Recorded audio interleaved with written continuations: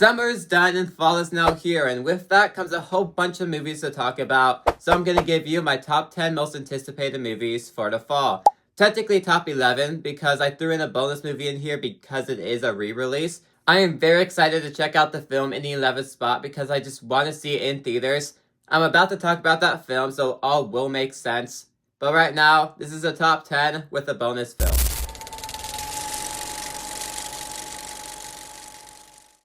Toy Story is coming back to theaters on September 12th for its 30th anniversary, and if you can't tell from looking in my background, Toy Story is my favorite film of all time.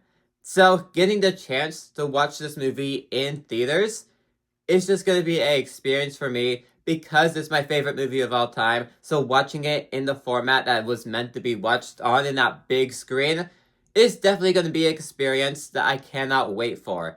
On my most anticipated level, this one will be way higher up on the top 10, but since it's a re-release, I just wanted to throw it on this list.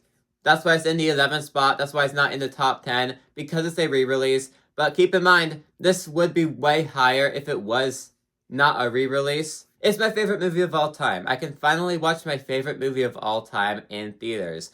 It's definitely going to be an experience. I'm super excited for it. So getting to watch it in theaters is going to be an experience, and I'm super excited for that. I'm very excited to check out Toy Story in theaters, but it would be higher on this list. But I really wanted the top 10 to be the newer films.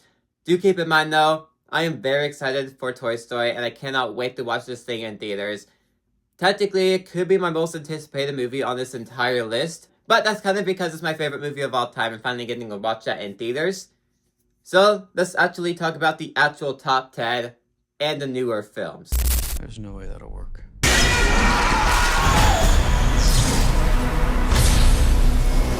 Now, I am someone who did grow up on the Five Nights at Freddy's games. Now, I'm not really into the lore that much. I do still pay attention to it, but not as much as I was when I was younger.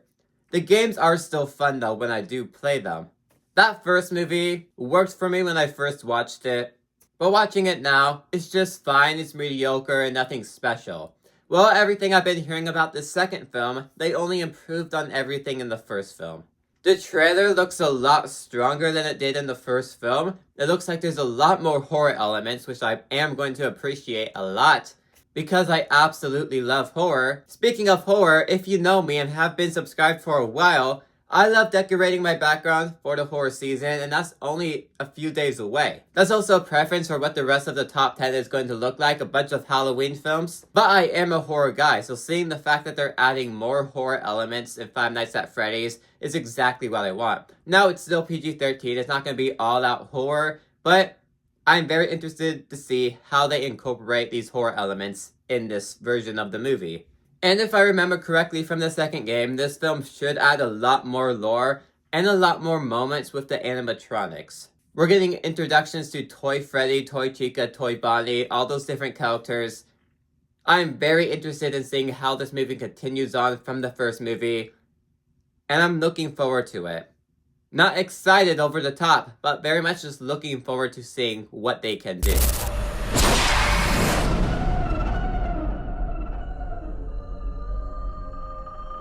Now, Black Phone 2 is a movie where I'm confused on the direction that they can go with it, but then we saw a trailer, and that trailer that we got a while back kind of proved what this movie can be, and I'm all in for it. Just the Ghost of the Reaper actually following the main character all these years later is a nice concept that, yes, we probably have seen in many sequels, but I'm interested in seeing what this version has to offer, because that first Black Phone works and is a great horror movie.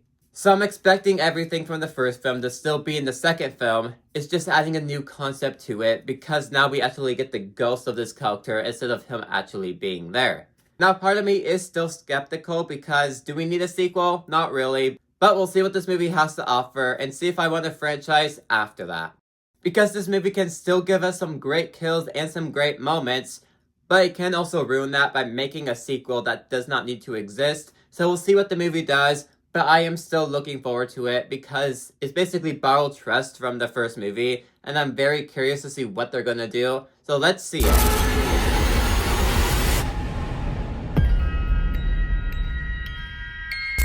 Now, those first two Conjuring movies are some of my favorite paranormal activity movies there are.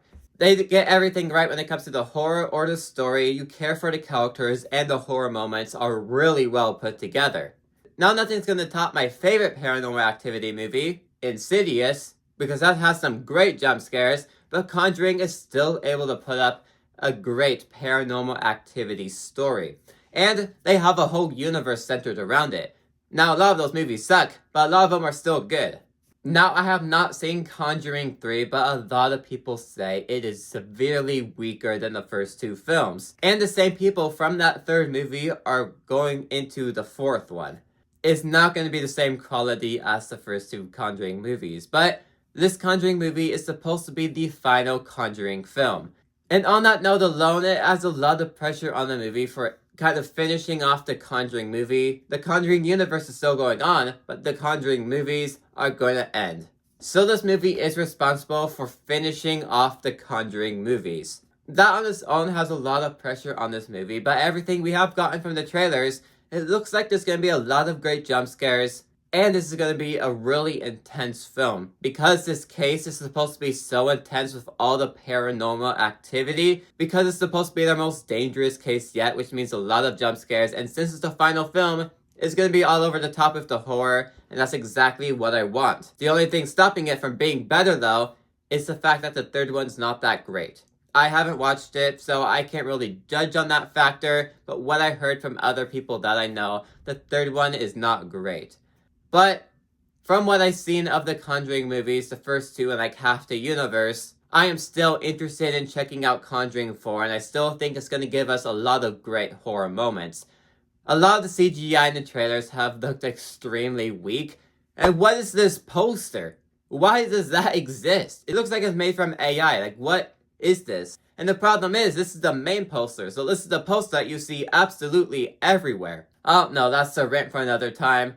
If they're using AI, if the CGI, that's terrible, is actually AI, that sucks. That might be the only thing holding this movie back right now. But like the other two, I am very interested in checking this out because it's mostly borrowed trust from the other films. Want to know what happens if you lose? Now this is a film that came out from a film festival last year and they're now releasing it in theaters.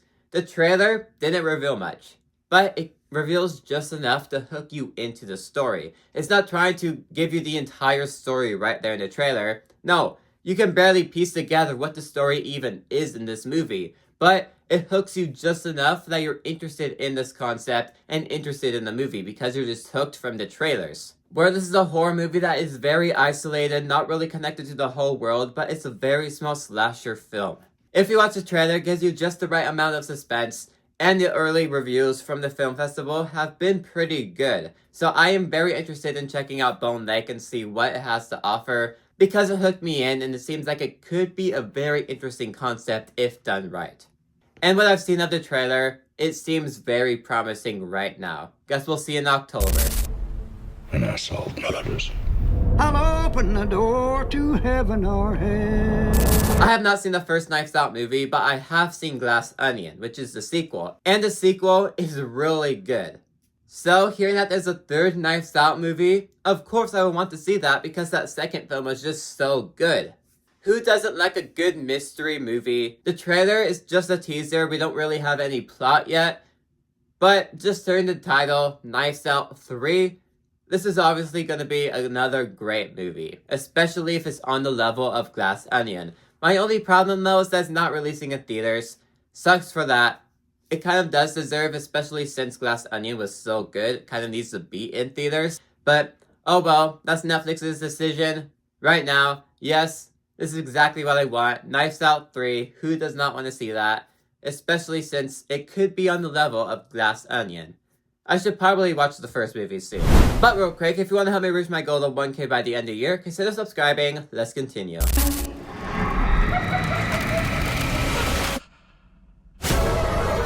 Now recently, YouTubers have been making a lot of movies that have been great, especially horror. We got Talk to Me and we got Bring Her Back.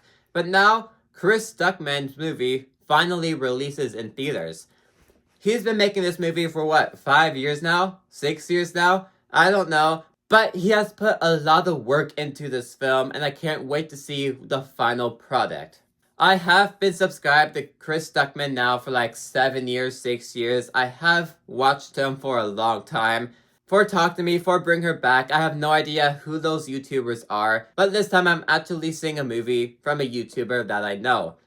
And from the trailer, it looks like Chris Stuckman knows how to make a horror movie. The trailer looks really promising, just the right of mystery, just the right of suspense, and just the right amount of horror. Chris Stuckman has been reviewing movies for a while. His entire dream was to make a movie. I think he should know how to make a movie correctly.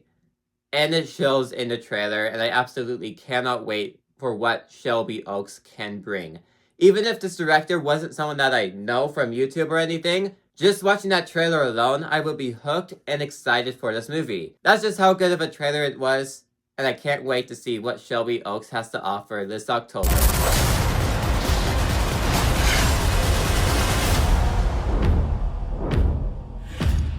Now recently, back in June, I watched all the Predator movies for the first time, and a lot of it is trash. I was surprised of how much trash Predator actually puts out.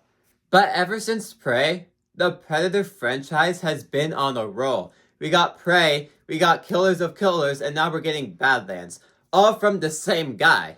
Ever since Prey, and even Killer of Killers, it was clear that the Predator franchise has a direction that it's going. Because at the end of Killer of Killers, it kind of sets up this kind of lore in the Predator franchise. All of a sudden connecting all these movies together, and that was a huge thing missing in this franchise. Because a lot of the movies just felt all over the place with no connectivity at all. But now we're actually getting some lore, and the Predator franchise is in the right direction this time. So if it wasn't for Prey, if it wasn't for Killer of Killers, I will have no excitement for Badlands whatsoever. But because now we have a direction, and since this movie is from the guy that made Prey, and the one making all the lore for Predator now, it's pretty clear they have a direction. And although this film is taking a new route with Predator and making him the main character and a good person in this film, it's because of that direction that they're going. It's because of Barrel Trust from the director of Prey and Killer of Killers that I am very confident in this film. Because they now have lore built around Predator, it can work significantly better now. So I cannot wait to see what they can do with Badlands, because since Predator's the main character now, since he is the good guy, everything set up in Killer of Killers can probably have more meaning and will probably be explained more in Badlands because we get everything in the Predator's perspective this time.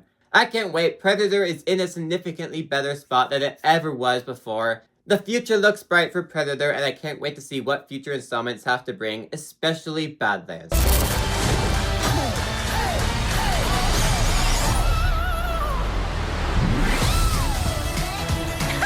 Now, at the beginning of the year, this movie was way higher up on my list, but the other two movies I still need to talk about. The trailers have been a lot more promising than the trailer for Zootopia 2, so Zootopia 2 was brought down a bit. Now, don't get me wrong, I love the trailers for Zootopia 2. It's bringing back everything I loved about the first Zootopia movie, and I'm still very excited for the sequel. But just the movies up higher seem a lot more better. But if you don't know Zootopia, I absolutely love that first Zootopia movie, and I can see 1,000 stories you can do for Zootopia 2. In the trailers, not revealing much about the story, and that's a good thing. But it's also a reason why this can't be any higher, because I don't know the story. But everything that we were told from like D23, Comic-Con, this story is going to be a lot darker than the first film, which already, that is a huge bar because that first movie can be pretty dark.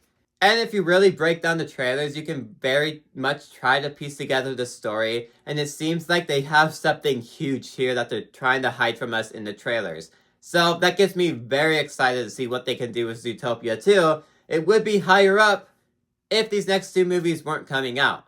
I just feel like these next two movies, the trailers have been a lot more solid, and I know what to expect more. Unlike Zootopia 2, where it's a huge surprise. Part of that is a huge pro for Zootopia 2, and I'm super excited for it. And it seems like this movie will be putting Disney back on the right track. Zootopia 2 can offer a lot, and I think it will deliver on a lot of it. And out of everything on this list, I feel like Zootopia 2 I will love the most by the end of the year. But right now, I don't know much story That's a good thing, but I can't get excited over nothing right now.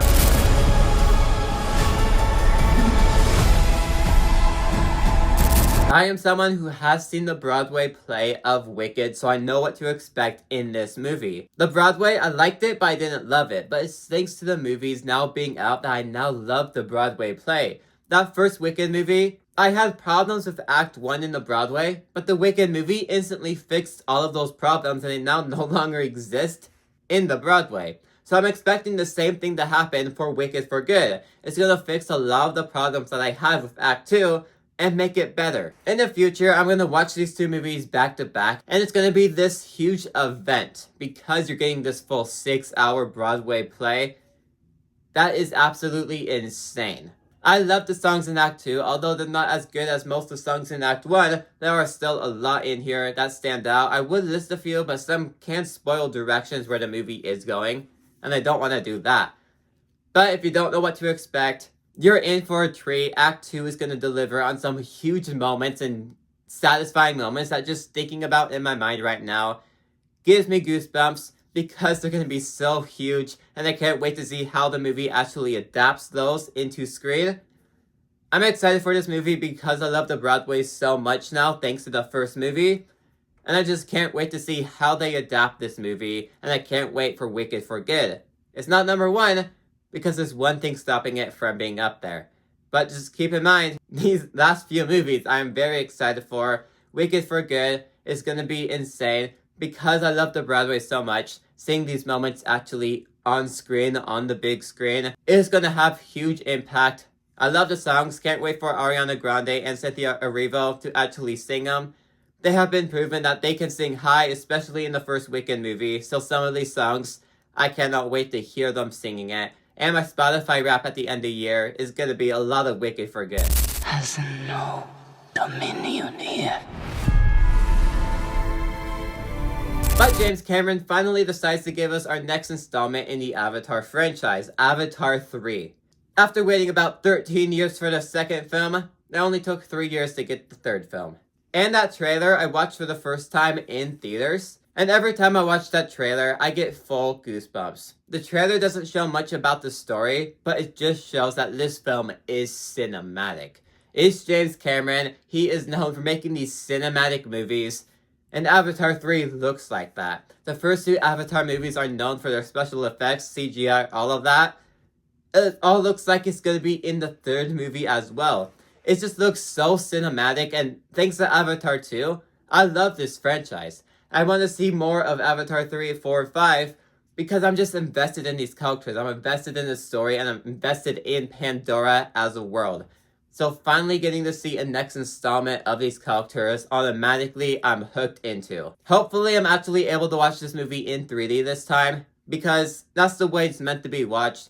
Without 3D, it already looks cinematic enough. But a lot of people say these movies are meant to be watched in 3D, so I need to watch this thing in 3D. But this film looks so cinematic, we don't know much about the story, so you could argue that brings it back a little bit for me, but since this film looks so cinematic and every time I watch the trailer, I get goosebumps every single time, I can't help but feel excited for this film. And it's easily my most anticipated for the entire fall season of 2025. But anyways, if you like this video, maybe these ones on the side will see you too. Like, subscribe, see you guys next time. Goodbye.